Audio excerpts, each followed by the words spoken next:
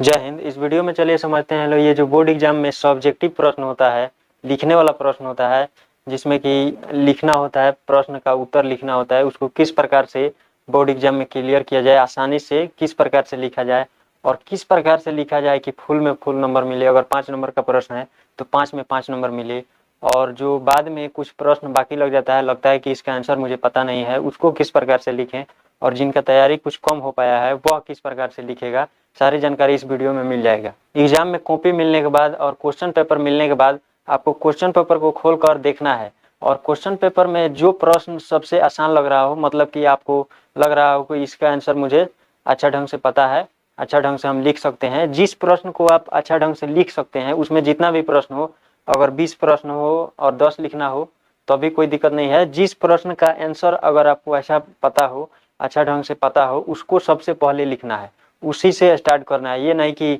एक से स्टार्ट किए और नीचे तक लिखते जाएंगे, 1 2 3 4 इस प्रकार से नहीं लिखना है। जिस प्रश्न का आंसर आपको अच्छा ढंग से 100% पता है, उसको पहले लिखना है। इसे होता है ये कि जैसे कॉपी चेक होता है, तो कॉपी चेक करने वाले जाते हैं तो पहले पेपर खोलते हैं लोग, तो शुरू में कुछ क्वेश्चन का आंसर सही मिल जाता है, जिसकी वजह से अच्छा खासा नंबर मिल जाता है, और उसके बाद जो पता था उसको सबसे पहले लिखना है। और देखिए कैसे लिखना है। अब देखिए यहाँ पर कॉपी को किस प्रकार से लिखना है। जैसे कि ये प्रश्न है, इसमें 4 प्रश्न है। अगर आपको पहला वाला का आंसर पूरा तरह से पता नहीं है, थोड़ा बहुत पता है, दूसरा वाला का थोड़ा बहुत पता है, और तीसरा वाला का फुल पता है, और चौथा वाला का भी पूरा तरह से फुल कॉन्फिडेंस है, आंसर 100% पता है, तो देखिए इसको लिखना कैसे है। यहाँ पर आप किसी नंबर के क्वेश्चन को स्टार्ट कर सकते हैं, शुरू कर सकते हैं। तो जैसे ये 4 नंबर अगर लिखना है तो यहाँ कॉपी पर आपको नंबरिंग दे देना है, प्रश्न 4 उत्तर, इस प्रकार से आपको दे देना है। और उसके बाद यहाँ पर लिखना है, जैसे कि यहाँ पर प्रश्न में दिया है कि हड़प्पा सभ्यता का अंत कैसे हुआ, वर्णन करें। तो यहाँ पर आपको इसी के हिसाब से यहाँ पर लिख देना है, हड़प्पा सभ्यता का अंत निम्न प्रकार से हुआ, या फिर हड़प्पा सभ्यता का अंत 5 प्रकार से हुआ या 4 प्रकार से हुआ।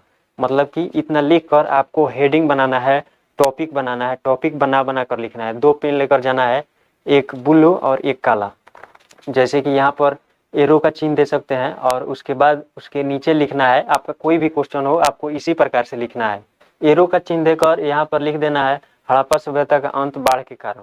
इतना लिख कर, और ये जो काला पेन होगा अगर आपके पास, तो उससे यहाँ पर नीचे, इसके नीचे अंडरलाइन कर देना है, हाईलाइट कर देना है, जिसके वजह से कॉपी चेक करने वालों को आसान होता है। यहाँ पर नज़र पड़ता है और लगता है कि हाँ एकदम आंसर, उत्तर एकदम सही है। इसके वजह से फुल में फुल नंबर मिलता है। इस प्रकार से अगर 5 नंबर का प्रश्न है तो 4 से 5 हेडिंग बनाना है, और 2 नंबर का प्रश्न है तो 2 से 3 हेडिंग बनाना है। जैसे कि यहाँ पर दूसरा में फिर हेडिंग बना देंगे और तीर का चिन्ह देकर यहाँ पर लिख देंगे, हड़प्पा सभ्यता का अंत सूखा के कारण हुआ, और उसके बाद उसका डिफिनेशन लिख देंगे। यहाँ पर डिफिनेशन में थोड़ा बहुत इधर उधर भी होगा तो चल जाएगा, लेकिन ये जो हेडिंग है यह क्लियर होना चाहिए, जिसकी वजह से आपको फुल में फुल नंबर मिलेगा। यहाँ पर ये ध्यान रखना है अपने शब्द के हिसाब से, जैसे कि कितने शब्द में लिखने के लिए बोला है उसके हिसाब से आपको लिखना है। अगर मतलब कि जैसे अगर 5 नंबर का प्रश्न है तो इस प्रकार से 5 हेडिंग दे सकते हैं, 5 टॉपिक बना सकते हैं। 2 नंबर का है तो 2 टॉपिक बना सकते हैं, और 5 नंबर का है तो 4 से 5 टॉपिक इस प्रकार से बना देना है।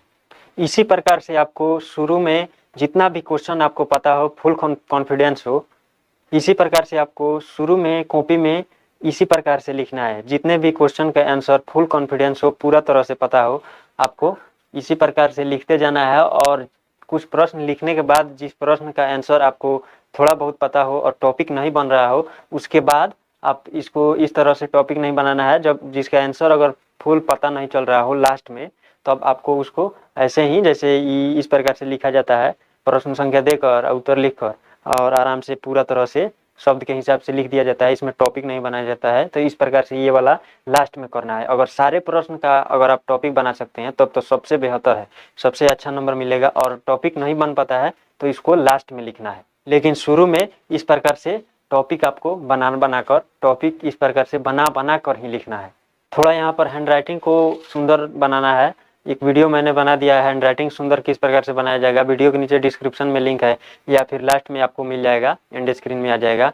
और जो जो प्रश्न आपको ये टॉपिक के हिसाब से लिख दिए और जिसका आंसर पता नहीं है, छूट रहा है, लग रहा है कि हाँ 2 प्रश्न मेरा छूट जाएगा, कुछ पता नहीं चल रहा है, तो अगल बगल से थोड़ा बहुत पूछ सकते हैं, प्रश्न को पूछ सकते हैं और उसके बारे में थोड़ा समझकर और अपने हिसाब से इस प्रकार से लिख देना है। टॉपिक इसमें नहीं बनाना है क्योंकि आपको पूरा तरह से पता नहीं है। गलत टॉपिक बनाइएगा तब तो पहले ही कट जाएगा। इसीलिए जिसका पता नहीं है उसको इस प्रकार से लिख देना है और जिसका फुल कॉन्फिडेंस है तो इस प्रकार से आपको टॉपिक बना कर लिखना है।